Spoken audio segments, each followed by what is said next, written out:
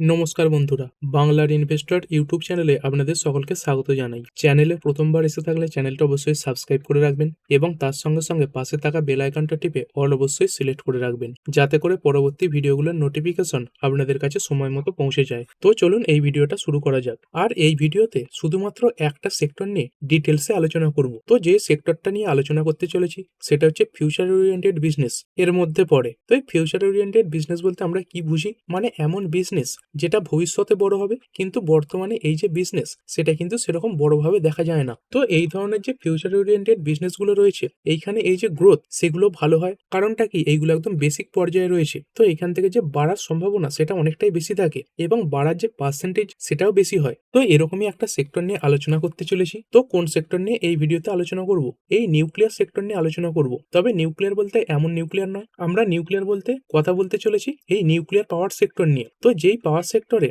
এই নিউক্লিয়ার দিয়ে বিদ্যুৎ তৈরি করা হয়। তো অন্যান্য পাওয়ার সেক্টরে কি হয়, বিভিন্ন জ্বালানি যেমন কয়লা এইগুলোর মাধ্যমে বিদ্যুৎ তৈরি হয়, কিন্তু এই যে নিউক্লিয়ার পাওয়ার সেক্টর, এখানে কিন্তু নিউক্লিয়ার এটাকে ব্যবহার করে এই যে পাওয়ার সেটা তৈরি করা হয়। তো এতদিন এই সেক্টর কেন সেভাবে দেখা যায়নি? কারণ এই সেক্টরে সব থেকে বড় রিস্ক ছিল আমাদের এই গভর্নমেন্ট। কারণ গভর্নমেন্টের তরফ থেকে সেরকম পারমিশন ছিল না এই নিউক্লিয়ারের মাধ্যমে পাওয়ার জেনারেট করার ব্যাপারে। কিন্তু বর্তমানে দেখতে পেলেন এই পার্লামেন্ট যে উইন্টার সিজন চলছিল, সেখানে কিন্তু এই যে নিউক্লিয়ার এই নিয়ে যে বিল সেটা পাস হয়েছে। তো এই নিউক্লিয়ার সেক্টরে যে প্রাইভেট প্লেয়ার তাদের এন্ট্রি দেওয়ার কথা বলা হয়েছে এবং এই বিলের কি নাম দেওয়া হয়েছে, এই শান্তি বিল 2025। তো এই শান্তি বিল এটা আগে কি, এটা আগে ডিটেলসে জানবো। তো দেখতে পাচ্ছেন Shanti bill 2025 is a major positive policy signal for the Indian share markets nuclear and heavy engineering sector primarily by opening the door through private participation and easing liabilities norm. মানে এই বিলের মাধ্যমে গভর্নমেন্ট কি করলো, এই প্রাইভেট কোম্পানিগুলোর জন্য nuclear সেক্টরে এন্ট্রির যে রাস্তা সেটা খুলে দিল। তো দেখতে পাচ্ছেন এই প্রাইভেট সেক্টর এরা এন্ট্রি নিতে পারবে। তার সঙ্গে সঙ্গে এই যে ইনভেস্টমেন্ট ক্যাপ এটা কত রাখা হয়েছে, 49%। তো এই প্রাইভেট ডোমেস্টিক এবং তার সঙ্গে সঙ্গে ফরেন যে এন্টিটি রয়েছে তারা সর্বোচ্চ 49% পর্যন্ত ইকুইটি হোল্ড করতে পারবে এবং মেজরিটি যে স্টেক সেটা হোল্ড করবে এই গভর্নমেন্ট। তো এভাবেই এই যে ইনভেস্টমেন্ট ক্যাপ এটা রাখা হয়েছে এবং তার সঙ্গে সঙ্গে দেখতে পাচ্ছেন লায়াবিলিটি ওভারহল। তো দেখতে পাচ্ছেন আগে একটা এই কন্ট্রোভার্সিয়াল রাইট অফ রিসোর্স ছিল। তো এর মাধ্যমে কি হতো, তো এই অপারেটররা এই যে ইকুইপমেন্ট সাপ্লায়ার এদের উপর ড্যামেজের বিরুদ্ধে কেস করতে পারতো। তো সেই যে নিয়ম সেটাও তুলে দেওয়া হয়েছে এবং তার সঙ্গে সঙ্গে বিভিন্ন যে মাল্টিপল ল ছিল সেইগুলোকে একটা সিঙ্গেল ফ্রেমওয়ার্কের মধ্যে আনা হয়েছে। তো কিরকম কি লক্ষ্য রাখা হয়েছে এই শান্তি বিলে, তো দেখতে পাচ্ছেন এই 2047-এর মধ্যে এই যে নিউক্লিয়ার পাওয়ার ক্যাপাসিটি সেটা বাড়িয়ে 100 গিগাওয়াটে নিয়ে যাওয়ার কথা বলা হয়েছে, যেটা বর্তমানে কত রয়েছে 9 গিগাওয়াট। তো মোটামুটি আর 20 বছরের মধ্যে এই যে নিউক্লিয়ার পাওয়ারের ক্যাপাসিটি সেটা কিন্তু 10 থেকে 11 গুণ বাড়াবার কথা বলা হচ্ছে। তো এর মাধ্যমে মনে করা হচ্ছে প্রায় $200 বিলিয়ন ইনভেস্টমেন্ট কিন্তু এই নিউক্লিয়ার পাওয়ার সেক্টরে আসতে পারে। তো এর মাধ্যমে কি হবে, এই নিউক্লিয়ার চেনের সঙ্গে যুক্ত যে কোম্পানিগুলো সেগুলোতে বড় মুভ আসতে পারে, কারণ কোম্পানিগুলো ভালো বিজনেস করতে পারবে এই সেক্টরে এন্ট্রি নিলে। এবং গভর্নমেন্ট এই যে রিনিউয়েবল এনার্জি এই সেক্টরের উপর জোরও দিচ্ছে। তো গভর্নমেন্ট টোটাল দেখতে পাচ্ছেন, টোটাল যে রিনিউয়েবল এনার্জি মানে উইন্ড পাওয়ার তার সঙ্গে সঙ্গে যে সোলার পাওয়ার এইগুলোর যে সব মিলে এনার্জি তার টার্গেট কত রেখেছে এই 500 গিগাওয়াটের। তো এটা 2030-এর মধ্যে অ্যাচিভ করা হবে। আর বর্তমানে রয়েছে এই 8 গিগাওয়াটের কাছাকাছি। তো এই 2030-31-এর মধ্যে এই যে ক্যাপাসিটি এটা কতই যেতে পারে, তো 2030-31-এর মধ্যে এই যে ক্যাপাসিটি এটা বেড়ে প্রায় 22.5 গিগাওয়াটে যেতে পারে, মানে 3 গুণ হতে পারে। 5 বছরে প্রায় 3 গুণ হওয়ার ক্ষমতা কিন্তু রাখে এবং বিগত কয়েক বছরে এই যে ক্যাপাসিটি সেটা বেড়েওছে। তো এই 2013-14 সাল করে এই যে নিউক্লিয়ার ক্যাপাসিটি এটা কত ছিল, 4780 মেগাওয়াট। তো যেটা বর্তমানে প্রায় 8180 মেগাওয়াট। তো এই 10 বছরে প্রায় 70% কিন্তু বেড়েছে। তো কিছু কিছু রাজ্যে নিউক্লিয়ার রিঅ্যাক্টর রয়েছে, যেমন দেখতে পাচ্ছেন গুজরাট, তার সঙ্গে সঙ্গে রাজস্থান, তামিলনাড়ু এই জায়গাগুলোতে। এবং এর সঙ্গে সঙ্গে আরো 10খানা অতিরিক্ত এই রিঅ্যাক্টর বসাবার কথাও কিন্তু চলছে। তার সঙ্গে সঙ্গে দেখতে পাচ্ছেন ইন্টারন্যাশনাল কোঅপারেশন রয়েছে, এই আমেরিকার সঙ্গে কোলাবোরেশন হতে পারে এবং তার সঙ্গে সঙ্গে এই যে গভর্নমেন্ট পলিসি সেটাও কিন্তু এটাকে সাপোর্ট করবে। তো কি বুঝতে পারছেন, এটা একটা ফিউচার ওরিয়েন্টেড বিজনেস যেটা বর্তমানে সেভাবে দেখতে পাওয়া যাচ্ছে না, কিন্তু ভবিষ্যতে এটা অনেকটা বাড়তে পারে। তো এই সেক্টরে কাজ করা কিছু স্টক নিয়ে ডিটেলসে আলোচনা করব। তবে প্রথমেই বলে রাখি, যে স্টকগুলো নিয়ে আলোচনা করব সেগুলো শুধুমাত্র স্টাডি পারপাসের জন্য আপনাদের সামনে রাখবো এবং এই সেক্টরে যে কেউ সহজে এন্ট্রিও নিতে পারবে না, কারণ এই সেক্টরে এই যে ক্যাপিটাল সেটার প্রচুর প্রয়োজন হয় এবং তার সঙ্গে সঙ্গে সরকার ঘনিষ্ঠ হলে তবেই কিন্তু এই সেক্টরে তাড়াতাড়ি সুযোগ পাওয়ার সম্ভাবনা রয়েছে এবং এই সেক্টরে অনেক রিস্কও রয়েছে। তো এই যে রিস্ক সেগুলো একদম শেষে আলোচনা করব। তো প্রথমে চলুন কোম্পানিগুলো এক এক করে দেখে নিই। তো প্রথমেই এতে বড় বড় কোম্পানি দেখতে পাবেন, কারণ প্রচুর ক্যাপাসিটির প্রয়োজন হয়, প্রচুর ক্যাপিটালের প্রয়োজন হয়। তো এই লার্সেন টুব্রো এই কোম্পানিটাকে নজরে রাখতে পারেন। তো কোম্পানি বিভিন্ন সেগমেন্টে কাজ করে থাকে, যেমন কি কি সেগমেন্টে, তো দেখতে পাচ্ছেন রিয়েল এস্টেট, তারপরে টেকনোলজি রয়েছে, B2B e commerce, engineering, construction, manufacturing. তো এসব সেক্টরে এই কোম্পানি কাজ করে থাকে। তো নিউক্লিয়ারের ব্যাপারে রিসেন্টলি অনেক খবর এসেছিল।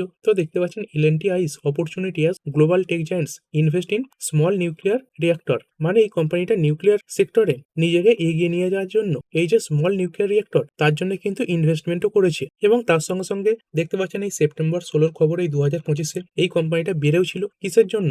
এই তামিলনাড়ুতে এই নিউক্লিয়ার পাওয়ার কর্পের প্রজেক্ট পাওয়ার জন্য।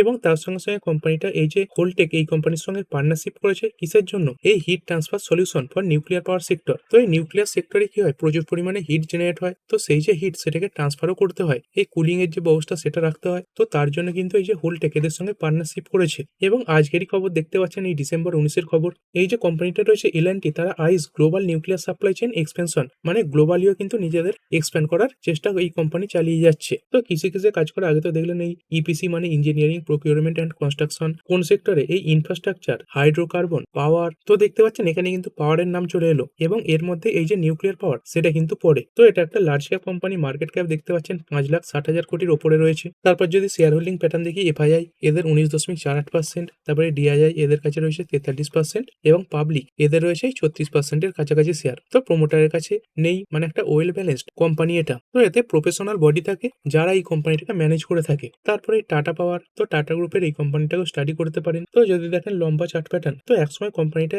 একই লেভেলে ঘোরাফেরা করতো। তো যদি দেখেন এই 2010 থেকে এই প্রায় 2020 পর্যন্ত মাইনাসে চলছিল, 77-78% মাইনাসে। কিন্তু তারপরে হঠাৎ করে এরকম বেড়ে যায় কি কারণে? কারণ গভর্নমেন্ট পলিসি চেঞ্জের কারণে।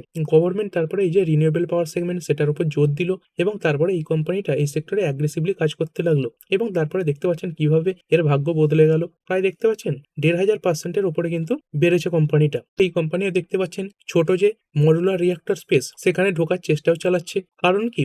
কারণ আমাদের ইন্ডিয়ায় যে নিউক্লিয়ার পুশ সেটা কিন্তু দিচ্ছে। তো কোম্পানির সিইও তিনিও এটা বলছেন যে টাটা পাওয়ার এরাই 20 থেকে 50 মেগাওয়াটের এই যে স্মল মডুলার প্রজেক্ট সেখানে এন্ট্রি নিতে পারে। তো এই কোম্পানির মূল কাজ কি? তো দেখতে পাচ্ছেন produce electricity completely through renewable source. তো রিনিউয়েবল সোর্সের মাধ্যমে এই কোম্পানিটা এই যে বিদ্যুৎ সেটা তৈরি করার পথে কিন্তু এগিয়ে চলেছে। তো এটাও একটা লার্জ ক্যাপ কোম্পানি। তো 1,21,000 কোটির মার্কেট ক্যাপ রয়েছে। এবং যদি শেয়ার হোল্ডিং প্যাটার্ন দেখি, তো কোম্পানির প্রমোটার এদের কাছে 46%-এর উপরে শেয়ার রয়েছে। তো টাটা গ্রুপের কোম্পানি ডাইরেক্টলি বা ইনডাইরেক্টলি এদের কাছে কিন্তু মেজরিটি স্টেক থাকে। তারপরে এফআইআই ডিআইআই দেখতে পাচ্ছেন 10%, 16% রয়েছে এবং পাবলিক এদের কাছে রয়েছে 26%। তারপরে অবশ্যই রিলায়েন্স ইন্ডাস্ট্রি লিমিটেড, এরা তো অবশ্যই এই নিউক্লিয়ার সেক্টরে এন্ট্রি নেবে। তো খবর এসেছে দেখতে পাচ্ছেন এই ফেব্রুয়ারি মাস করে এসেছিল, Reliance to set up nuclear reactor under new government policy. তো মুকেশ আম্বানিজি তিনি কিন্তু নিজে এই কথা বলেছিলেন। এবং তার সঙ্গে সঙ্গে কোম্পানি যখন অ্যানুয়াল জেনারেল মিটিং হয় তখনই কিন্তু এই যে নিউক্লিয়ার সেক্টর সেটার উপরে জোর দেওয়ার কথা বলা হয়েছে। তো মার্কেট ক্যাপ এটা তো সবথেকে বড় কোম্পানি, এই 21 লাখ কোটির মার্কেট ক্যাপ রয়েছে। তারপরে যদি শেয়ার হোল্ডিং প্যাটার্ন দেখি, তো প্রমোটারের কাছে মেজরিটি স্টেক থাকে, তো 50%-এর উপরে রয়েছে।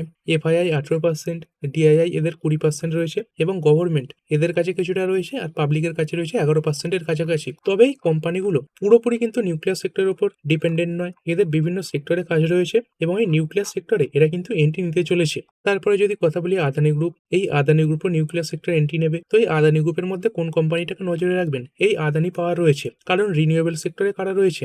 এই আদানি গ্রিন এনার্জি রয়েছে। তো দেখতে পাচ্ছেন Adani plans nuclear energy foray after private firms get okay to enter sector. তো এই সেক্টরে গভর্নমেন্ট এন্ট্রি দেওয়ার পরে আদানি গ্রুপের তরফ থেকেও কিন্তু এই খবর সামনে এসে গেছে যে তারাই নিউক্লিয়ার এনার্জি সেগমেন্টে এন্ট্রি নিতে চলেছে। এবং তার সঙ্গে সঙ্গে এই কোম্পানিটা উত্তরপ্রদেশ এই রাজ্যের সঙ্গে কথাও বলছে কিসের জন্য? To set up nuclear power project. তো এটা যদিও রিপোর্টের মাধ্যমে সামনে এসেছে এবং এটা আজকের খবর দেখতে পাচ্ছেন আদানি এক্সপ্লোরস নিউক্লিয়ার পাওয়ার ফোরে with 16 gigawatt small reactor project. তো এই আদানি পাওয়ার দেখতে পাচ্ছেন বর্তমানে পুরোটাই মানে যে বিদ্যুৎ জেনারেট হয় তার সবটাই থার্মাল থেকে হয়, মানে কয়লা থেকে হয়। তো এরপরে কিন্তু এরা এই যে নিউক্লিয়ার পাওয়ার সেগমেন্ট সেখানে এন্ট্রি নিতে চলেছে। তো এটা একটা লার্জ ক্যাপ কোম্পানি, 2,73,000 কোটির উপরে মার্কেট ক্যাপ রয়েছে। তারপরে যদি শেয়ার হোল্ডিং প্যাটার্ন দেখি, তো প্রমোটার এদের এই 74.96% রয়েছে, এফআইআই 11%-এর উপরে, ডিআইআই 2.70% এবং পাবলিক এদের কাছে রয়েছে 10%-এর উপরে। এবং এর সঙ্গে সঙ্গে এনটিপিসি এই কোম্পানিটাও এই নিউক্লিয়ার সেগমেন্টে কাজ করবে। তো দেখতে পাচ্ছেন India's NTPC sets up nuclear subsidiary. তো এই কোম্পানিটা একটা নিউক্লিয়ার সাবসিডিয়ারি সেটা ওপেনও করেছে এবং তার সঙ্গে সঙ্গে একটা জয়েন্ট ভেঞ্চারেও এরা অংশগ্রহণ করেছে এবং সেই ব্যাপারে গভর্নমেন্ট অ্যাপ্রুভালও দিয়ে দিয়েছে। তো কবেকার খবর দেখতে পাচ্ছেন সেপ্টেম্বর 11, 2024-এর খবর। তো সেই জয়েন্ট ভেঞ্চারের নাম কি দেওয়া হয়েছে দেখতে পাচ্ছেন? অনুশক্তি বিদ্যুৎ নিগম লিমিটেড। তো এই জয়েন্ট ভেঞ্চারে কারা কারা রয়েছে? এই এনপিসিআইএল রয়েছে। তো এই এনপিসিআইএল এরা কারা? তো দেখতে পাচ্ছেন এটা একটা government entity, nuclear power corporation of India, এবং এদের সঙ্গে আর কারা রয়েছে? এদের সঙ্গে রয়েছে এই এনটিপিসি লিমিটেড। তো এই এনটিপিসি লিমিটেড এদের 49% স্টেক এবং এনপিসিআইএল এদের 51% স্টেক। কারণ আগেই বললাম গভর্নমেন্ট বডির কাছে মেজরিটি স্টেক থাকবে এবং সেই কারণে এদের কাছে 51% এবং এই কোম্পানিটার কাছে রয়েছে 49%। তো এই নিউক্লিয়ার পাওয়ার সেগমেন্টের জন্যই কিন্তু একটা অ্যাপ্রুভাল এরা পেয়েছে। তো এটা একটা large cap company, market cap 3,10,000 কোটির ওপরে রয়েছে। তারপরে যদি ইনভেস্টর ক্যাটাগরি দেখি তো এখানে প্রোমোটারের 51% স্টেক রয়েছে, এফআইআই 16.40%, ডিআইআই 28% এর উপরে রয়েছে এবং পাবলিকের কাছে রয়েছে 3.45% স্টেক। এবং এরই সঙ্গে সঙ্গে আপনি চাইলে এই যে জেএসডব্লিউ এনার্জি রয়েছে, তার সঙ্গে সঙ্গে জিন্দাল স্টিল অ্যান্ড পাওয়ার, এই কোম্পানিগুলোকেও নজরে রাখতে পারেন। আর এগুলোতে গেলে সমস্ত কোম্পানি যেগুলো নিউক্লিয়ার পাওয়ার সেগমেন্টে কাজ করবে। কিন্তু এই যে নিউক্লিয়ার পাওয়ার সেগমেন্ট, এইখানে প্রচুর যন্ত্রপাতির প্রয়োজন হয়, প্রচুর পার্টসের প্রয়োজন হয়। তো সেই যে পার্টস, সেইগুলো কারা তৈরি করে? সেই যে কিছু কোম্পানি রয়েছে, তারাও কিন্তু এর ফলে কিছু বড় বড় অর্ডার পেতে পারে। তো সেরকম যদি কোম্পানির কথা বলি তাহলে ভেল রয়েছে বা ভারত হেভি ইলেকট্রিক্যালস লিমিটেড। তো এই কোম্পানি কি কাজ করে থাকে? তো এই কোম্পানিটা বিভিন্ন রেঞ্জের প্রোডাক্ট এবং সার্ভিস দিয়ে থাকে। কিসের জন্য? Core sector of the economy, যেমন কি রয়েছে? পাওয়ার, ট্রান্সমিশন, ইন্ডাস্ট্রি, ট্রান্সপোর্টেশন রয়েছে, রিনিউয়েবল এনার্জি রয়েছে। তো দেখতে পাচ্ছেন এই পাওয়ার এবং রিনিউয়েবল এনার্জি এদের নাম কিন্তু এখানে চলে এলো। তো এটা গভর্নমেন্ট অফ ইন্ডিয়ার কোম্পানি। তারপরের যে কোম্পানি সেটা হচ্ছে এইসিসি বা হিন্দুস্তান কনস্ট্রাকশন কোম্পানি। তো এই কোম্পানিটা কি কাজ করে থাকে? তো এই কোম্পানিটা দেখতে পাচ্ছেন involved in engineering and construction of infrastructure project such as কি এই ড্যামস রয়েছে, টানেল, ব্রিজ, তারপরে হাইড্রো রয়েছে, তারপরে দেখুন nuclear and thermal power plants. তো এখানে নিউক্লিয়ার এদের নাম চলে এলো। এটা কিন্তু ছোট সাইজের কোম্পানি, 4,856 কোটি মার্কেট ক্যাপ রয়েছে। তো ছোট সাইজের কোম্পানি, সেরকমই এই ইনভেস্টর ক্যাটাগরি হবে। তো প্রোমোটার দেখতে পাচ্ছেন 16.72% রয়েছে, এফআইআই এদের 9.58%, তারপরে ডিআইআই 6.79% এবং পাবলিক এদের 66% এর উপরে। তারপরের কোম্পানি কেএসবি লিমিটেড। তো এই কোম্পানির কাজ কি? তো দেখতে পাচ্ছেন বিভিন্ন ধরনের এই যে পাম্প এরা তৈরি করে থাকে। তো কোন কোন সেগমেন্টে দেখতে পাচ্ছেন? এগ্রিকালচার, তারপরে এই ওয়েস্ট ওয়াটার ট্রিটমেন্ট, তারপরে বিভিন্ন এনার্জি দেখতে পাচ্ছেন, নিউক্লিয়ার অ্যান্ড কনভেনশনাল পাওয়ার। তো এই নিউক্লিয়ার পাওয়ার সেগমেন্টে বিভিন্ন মোটরের প্রয়োজন হয়। তো এখানে ছবিতে যদি দেখাই দেখতে পাচ্ছেন এই যে স্টিম জেনারেটর রয়েছে, এইগুলো এই কোম্পানি তৈরি করে থাকে। তো এর মার্কেট ক্যাপ কেমন? 13,350 কোটি, মানে ছোট সাইজের একটা মিড ক্যাপ কোম্পানি। তারপরে শেয়ার হোল্ডিং প্যাটার্ন, তো এখানে প্রোমোটার এদের কাছে রয়েছে 70% এর কাছাকাছি, এফআই 4.5% এর উপরে এবং ডিআইআই এরা 11.5% এর উপরে এবং পাবলিক এদের কাছে রয়েছে 14.05%। তারপরের কোম্পানি ওয়াল চান্দনগর ইন্ডাস্ট্রিজ লিমিটেড। তো এই কোম্পানিটা রিসেন্টলি ফোকাসে এসেছিল, 2-3 দিনে অনেকটা বেড়েছে। তো এই কোম্পানিটা দেখতে পাচ্ছেন এই যে হেভি ইঞ্জিনিয়ারিং প্রোডাক্টস সেগুলো তৈরি করে থাকে। এর মার্কেট ক্যাপ কেমন? 1328 কোটি। এটাও একটা স্মল ক্যাপ কোম্পানি, বড্ড ছোট মার্কেট ক্যাপ রয়েছে। তারপরে শেয়ার হোল্ডিং প্যাটার্ন কেমন? তো প্রোমোটার এদের কাছে 31.59% রয়েছে এবং পাবলিক এদের কাছে রয়েছে 67% এর ওপরে। তবে এই যে এফআইআই ডিআইআই এরা আস্তে আস্তে এন্ট্রি নিচ্ছে, দেখতে পাচ্ছেন 0.28% থেকে বাড়িয়ে করেছে 0.38% এবং ডিআইআই 0.23% থেকে বাড়িয়ে করেছে 0.80%। আর এগুলোতে গেল সেই সমস্ত স্টক যেগুলো এই সেগমেন্টে কাজ করবে। আর এই সেক্টরে রিস্ক ফ্যাক্টর কি রয়েছে? তো প্রথমত যদি কথা বলি এই গভর্নমেন্ট পলিসি, তো সরকারি অনুমোদন এটা তো পেয়েছে, তার সঙ্গে সঙ্গে নিউক্লিয়ার ল, তারপরে সেফটি রুল এগুলো খুব করা হয়। এই পলিসি যদি একটু চেঞ্জ হয় তাহলে এই প্রজেক্টে ডিলে দেখা যেতে পারে। এবং ইন্ডিয়ার মধ্যে এই যে নিউক্লিয়ার পাওয়ার এটা কিন্তু পুরোপুরি এই গভর্নমেন্ট কন্ট্রোলড। তারপরে যদি কথা বলি এই যে নিউক্লিয়ার পাওয়ার সেগমেন্ট এটা কিন্তু একটা লং টার্মের জন্য সেক্টর। তো এই নিউক্লিয়ার প্রজেক্ট শেষ হতে 10 থেকে 15 বছর সময় লাগে। যদি দেরি হয় তাহলে খরচা বাড়বে এবং প্রফিটে ইম্প্যাক্টও পড়তে পারে। মানে এই সেক্টরে ইনভেস্টমেন্টের জন্য ধৈর্যের কিন্তু দরকার। তারপরে যদি কথা বলি এই যে ক্যাপিটাল এক্সপেন্ডিচার এটাও অত্যন্ত বেশি। তো প্রাথমিক পর্যায়ে এই যে ইনভেস্টমেন্ট সেগুলো কিন্তু অনেকটা বেশি হয়,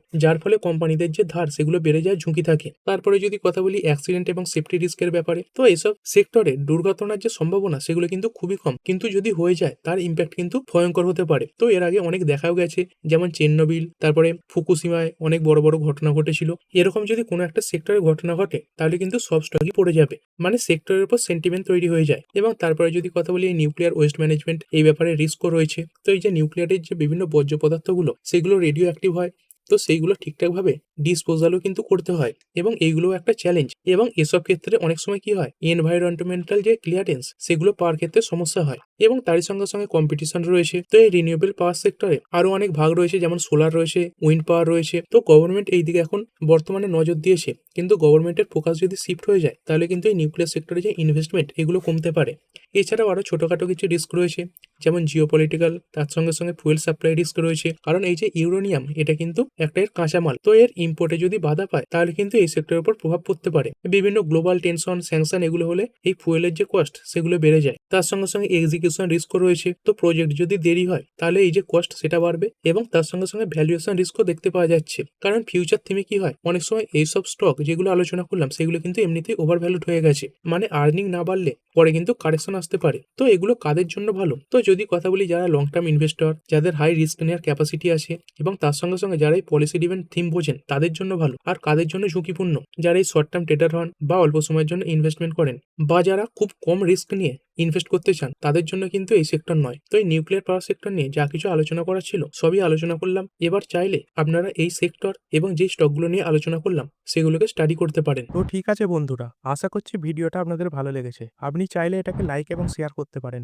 আর শেয়ার মার্কেট সংক্রান্ত ডেইলি নিউজ আপডেট পেতে চ্যানেলটা সাবস্ক্রাইব করে রাখবেন এবং পাশে থাকা বেল আইকনটি টিপে অল অবশ্যই সিলেক্ট করে রাখবেন, যাতে পরবর্তী ভিডিওর নোটিফিকেশন আপনার কাছে সময় মতো পৌঁছে যায়। আর হ্যাঁ, ভিডিওটি শুধুমাত্র ইনফরমেশন এবং এডুকেশনাল পারপাসের জন্য বানানো হয়েছে। আমি সেবি রেজিস্টার্ড নই, তাই কোনো প্রকার শেয়ারে কোনো প্রকার বাই, সেল, হোল্ড বা অ্যাভারেজ করার কোনো সিদ্ধান্ত নেওয়ার আগে আপনার যে ফাইন্যান্সিয়াল অ্যাডভাইজার আছে তার সঙ্গে অবশ্যই আলোচনা করবেন। দেখা হচ্ছে পরের ভিডিওতে। ধন্যবাদ।